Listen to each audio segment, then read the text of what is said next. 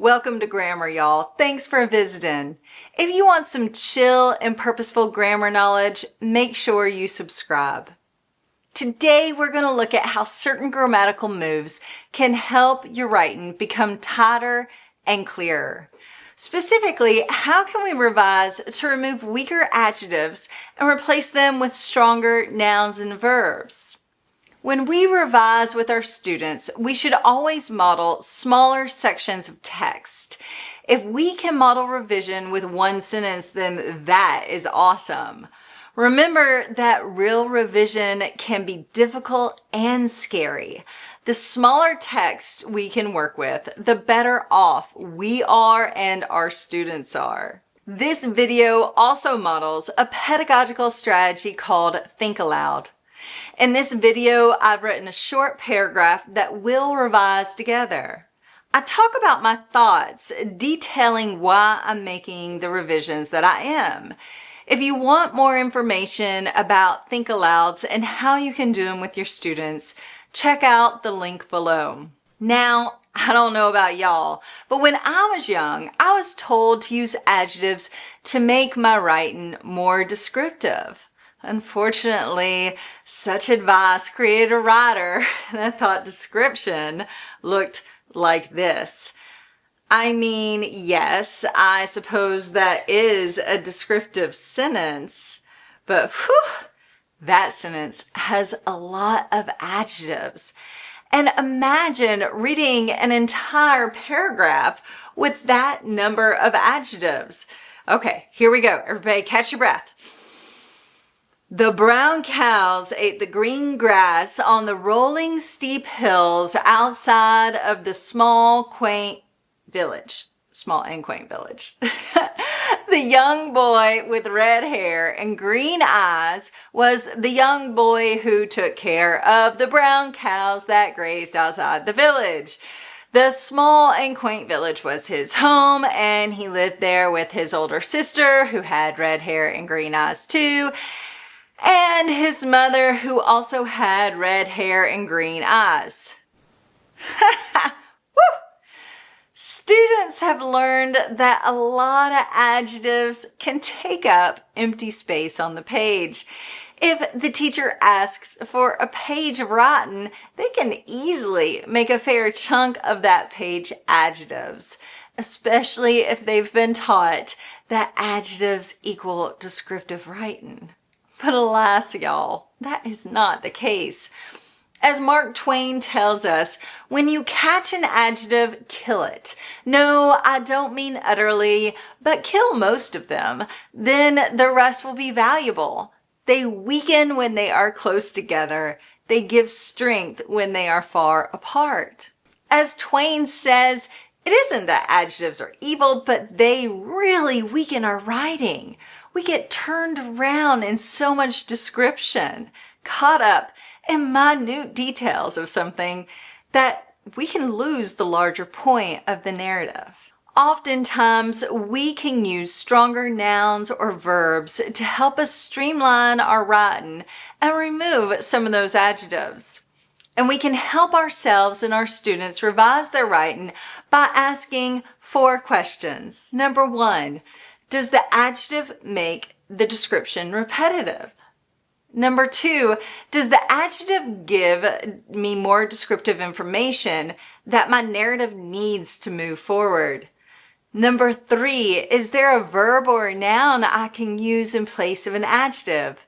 Number 4, can I combine any of my descriptions to use fewer adjectives? Okay, let's ask these questions of our adjective-heavy paragraph. And let's start with number 1. Since we want to be able to work with smaller bits of text when possible, we're going to just work with that first sentence here because there is a lot to work with. Okay, let's pull out a phrase. The green grass on the rolling steep hills. Well, we know that hills are going to be rolling. That is the nature of a hill, after all. So that already feels repetitive. But the adjective green feels important.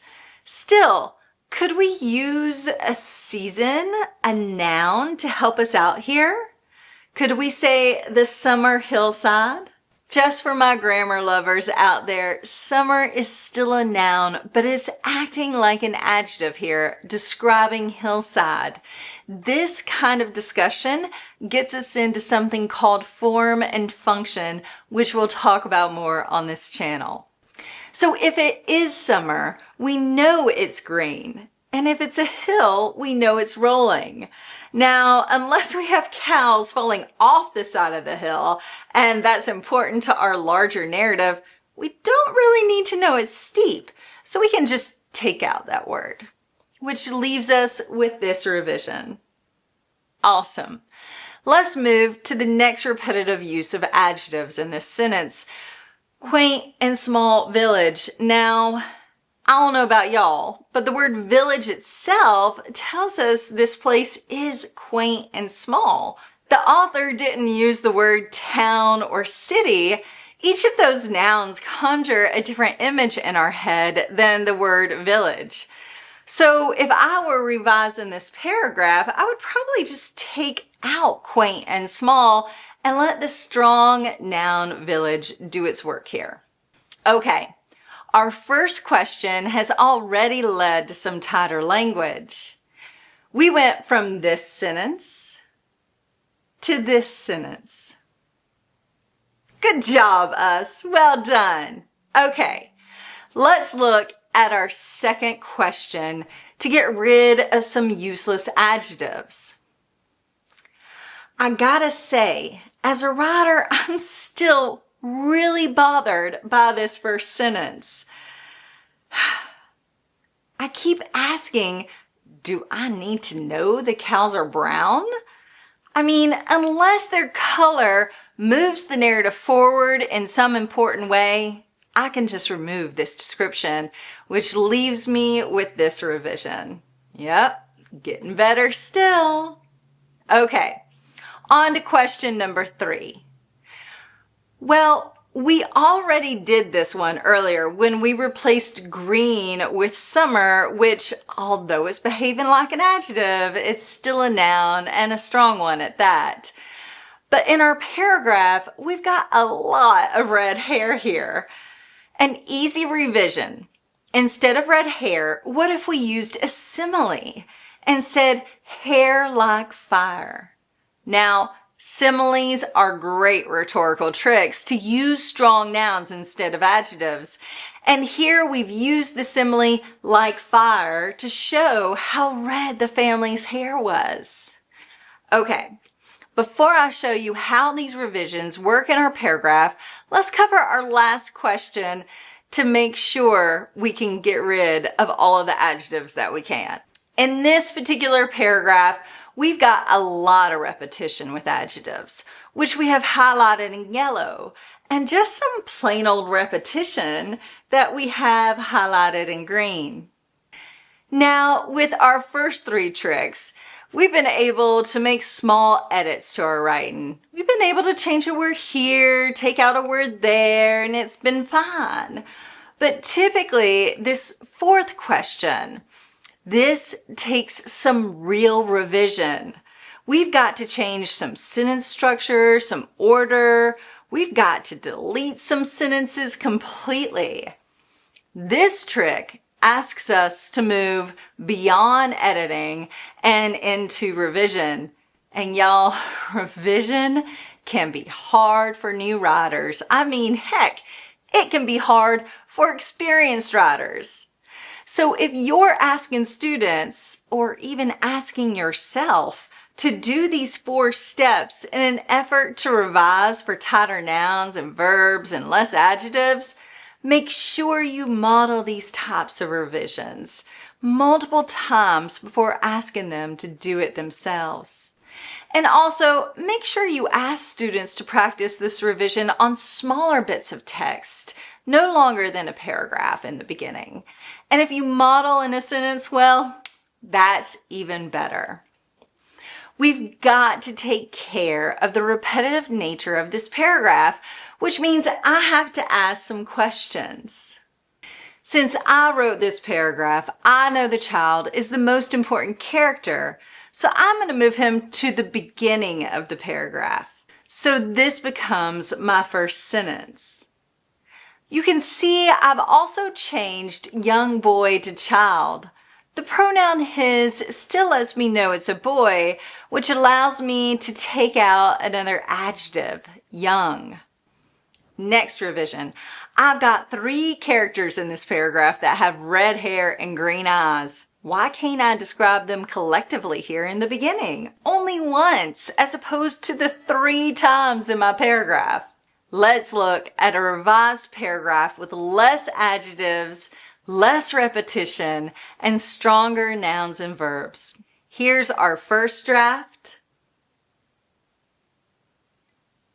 And here's our revised draft. Much better, right? Awesome job, y'all. Round of applause for us. I hope these 4 questions will help y'all purposefully revise your papers to make them more concise and more descriptive with stronger nouns and verbs. Thanks so much for joining me today. Y'all take care of yourselves.